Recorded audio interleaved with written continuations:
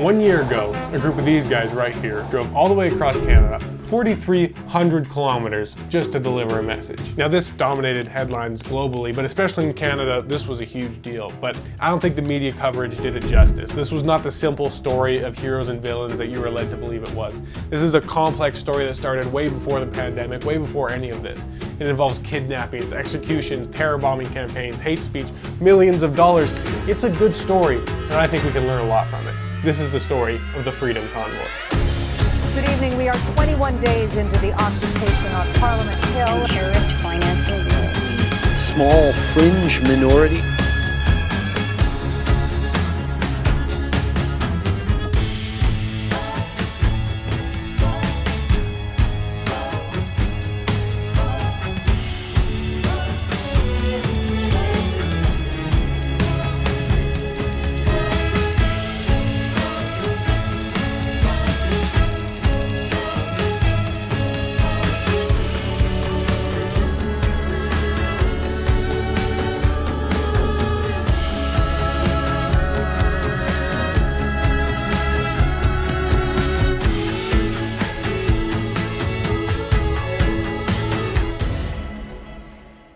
Today I want to talk about language. This isn't a story about vaccine mandates or efficacy. It's about how language is used to shape our perspectives and the political landscape around us. The Freedom Convoy is a case study that shows us where the Overton window lies in our society. The language that people with power and influence use can give us a little peek behind the curtains at how their thought processes work. And to do that, we need to take a step back and look at the big picture. What lengths would the average citizen have to be pushed to make them drop everything and drive all the way across the country in the dead of winter? Well, just imagine after a year of lockdowns and sacrifices and financial instability, you know, the stuff that we all went through. Whenever you looked at the TV, you'd see people in the news talking about you like this. Oh, you can't shame them. You can't call them stupid. You can't call them silly. Yes, they are.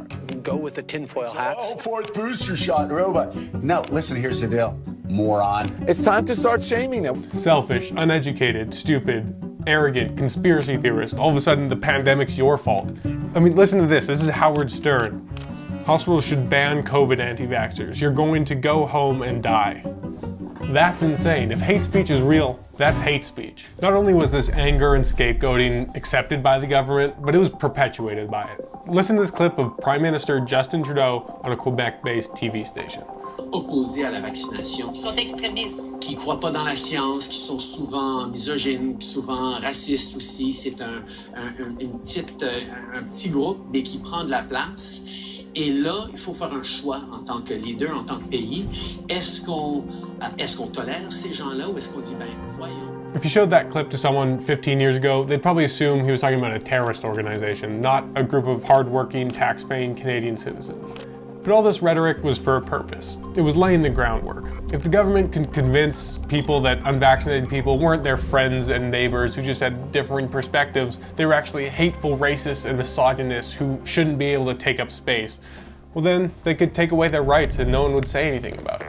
And that's exactly what happened. Through the means of both legacy and social media, the notion that unvaccinated people were second-class citizens spread throughout the mainstream. The government was able to force people out of their jobs unless they compromised what they believed in. They took away people's ability to provide for their family, and that didn't go too well. In Canada, a massive in Canada, thousands of people have been protesting in the capital. across Canada from The crowd there is growing larger.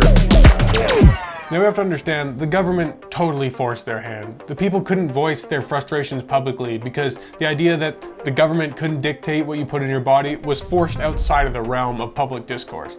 And they also couldn't just ignore it and move on with their life because they couldn't put food on the table anymore. And so they were left with no choice. If the country was going to ignore them, they had to do something big to get people's attention. Now the government had two choices. Number one, use diplomacy and talk about it and find a solution that everyone involved could get behind. Or number two, double down on your divisive language and drive the wedge further into an already fractured political climate. Which do you think they chose? Prime Minister Justin Trudeau has come out with his strongest words yet about the protesters who've taken to the streets of downtown Ottawa. We won't give in to those who fly racist flags. We won't cave Justin Trudeau was very clear in his messaging. These were not the hard-working patriots that he praised earlier in the pandemic. These were a roving band of hate mongers, or as he so eloquently put it, The small fringe minority of people who are holding unacceptable views. a phrase that now lives on in Canadian infamy. Now I want to talk about this for a sec, because I think this is really interesting. This is one of those times that the language can give us a little peek behind the scenes and see what's going on in his head. Now he's very clearly using the word minority as a jab, right? Because, you know, they're a minority, we can just ignore them. Most Canadians don't see it that way, so they don't matter. But this is a prime minister who was elected on the basis that he'd be a voice for minorities. Indigenous people, Inuit people, people of color, Francophones, these are all people that he claimed had minority rights. But his comments show that he truly doesn't believe in minority rights, he just believes in rights for those who agree with him. Now he was just trying to paint a picture that there were just a few people protesting him because it's important that he gives off the appearance that he's very well liked. But let's take a look at the numbers for a second. The convoy itself reached around 70 kilometers in length, which is quite a ways, and they were joined by thousands of people on overpasses, bringing them home-cooked meals and stuff like that. And once they arrived in Ottawa, police estimated there was as many as 18,000 protesters at Parliament Hill, which is a lot, but that still doesn't even scratch the surface. Through crowdfunding, they were able to raise $24 million from 230,000 individual donors. That's a lot of support, but that's still not all. It inspired protests all around the world, in France, in the UK, in New Zealand, in the US. This was a massive movement, and despite his efforts, Trudeau wasn't able to minimize the support. So the next strategy to justify the hate speech was to cherry-pick the 4 people who brought hateful flags to the protest and try to paint everyone as Nazi sympathizers. Conservative Party members can stand with people who wave swastikas. Again, that's 4 people out of hundreds of thousands. That's 0.0016% of the protesters. This gross tactic was effective for 2 reasons. Number 1, it gave people another reason to vent their frustrations onto their fellow Canadians. And number 2, a story about Nazis roaming the streets gets a lot more eyeballs than one about thousands of blue-collar workers losing their jobs. You know you've successfully dehumanized a group of people when opinions like this are mainstream. So now that the government has made sure it won't face any consequences from the citizens, it is able to move on to the next step of the plan, the Emergencies Act.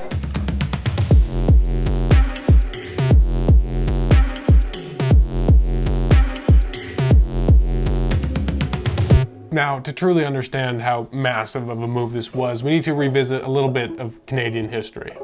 Let's turn back the clock to the year 1963. The city of Quebec is made up of mostly French-speaking people, but there was a minority of Anglophones. The minority Anglophones made far more money than the Francophones, and this led to the French-speaking people feeling like they were second-class citizens and that the government was not looking out for their interests. And this neglect manifested itself in a very violent way. The FLQ were a Marxist group of radical separatists turned terrorists that wanted Quebec to declare independence from Canada. They communicated their message through a 7-year terror bombing campaign that came to a head in October of 1970 when they decided to kidnap 2 politicians, Pierre Laporte and James Cross. Obviously this was unprecedented for Canada, so the federal government sent in the military to help deal with it. Unfortunately, that wasn't enough. When asked how far he was willing to go to stop the FLQ, Prime Minister at the time, Pierre Trudeau, responded with, "Just watch me." After this infamous exchange, Pierre Trudeau invoked the War Measures Act. Now this is just the predecessor to the Emergencies Act, but they're similar and intended for the same purpose. Even with the sweeping powers this gave the government, unfortunately they were not able to save Laporte. He was executed by the FLQ and police later found his body in the trunk of a car. But the point is, even after all of this was a massively controversial decision. After 7 years of bombing neighborhoods and public spaces, after kidnapping politicians and executing them, after all this, people were still like, maybe that's not enough to invoke emergency powers. But there's a reasonable case to be made for emergency powers when citizens are being blown up. So what was happening to Ottawa citizens in 2022 that would need such an extreme reaction? Anytime I heard a honk of a horn, and particularly a large vehicle horn, I could feel it sort of ripple through my body, and I would feel that my nerves were still frayed. I kept hearing them like phantom horns. I kept hearing them in my head. I also had phantom smells too. Now, in the interest of not being a total hypocrite, I should try and empathize with these people. And I do. I think it would have been really hard to put up with all that commotion for days on end. And I might even agree with using emergency powers if the government had exhausted every avenue of relieving pressure. But the government never even entertained the idea of hearing them out. Instead, they insulted them, ignored them, and punished them. It's a sorry state for a democratic nation to be in when the first and only way of dealing with protesters is to starve, freeze, and force them out like criminals. This window into Justin Trudeau's mind that his language afforded us shows us not the mind of a democratic leader, but that of a tyrant. Of admiration I actually have for China, because their basic dictatorship is allowing them to actually turn their economy around on a dime and say we need to go green as fast as we need to start investing in solar. I mean, there is a flex. And I know the images that pop into your head when I say tyrant, but we have to remember there's more than one type of tyranny. There's the upfront, in-your-face tyranny that we saw in the 20th century, but then there's the sneaky, subtle kind. And that's called tyranny of the majority. I've got this book by Timothy Snyder called On Tyranny, and it's 20 lessons that we should learn from tyrants of the past century. And I think it has a quote that summarizes my point really well. It's number 17. Listen for dangerous words. Be alert to the use of words, extremism, and terrorism. Be alive to the fatal notions of emergency and exception. Be angry about treacherous use of patriotic vocabulary. I mean, that sounds like it was written specifically for the climate of today. When leaders think they can decide what's acceptable and unacceptable for their people to believe in, when they question the very foundation of democracy. Using protests to demand changes to public policy is something that I think is worrisome. It is so important that we recognize patterns in history and learn from them and heed them as warnings. Now, this is just one case study of many that shows us the pitfalls of a politically divided society, but it's not exclusive to one side or the other. We saw the same scenario with roles reversed in the BLM riots of 2020. We get put onto sides and told to toe the party line, and anything outside of that is heresy. Instead of looking across the aisle and seeing human beings that are hurting and need our support, we listen to the political talking heads that tell us they're the enemy.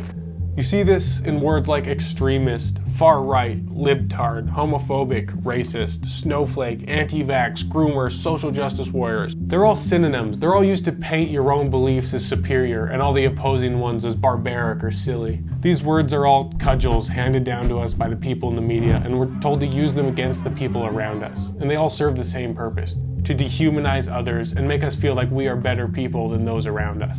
When Justin Trudeau calls those who didn't get vaccinated racist and misogynist, he does that to appeal to people's ego. It makes people think, well, those people are racist and I'm not, so I'm much better than them. And then people get defensive and they respond, well, I'm not just a sheep that listens to whatever CNN tells them. I'm not that dumb. Then we get into this cycle of ideological supremacy, and it has no end. And the only way to break that cycle is to understand that we all have the same intentions. We all want to see our country be the best that it can be.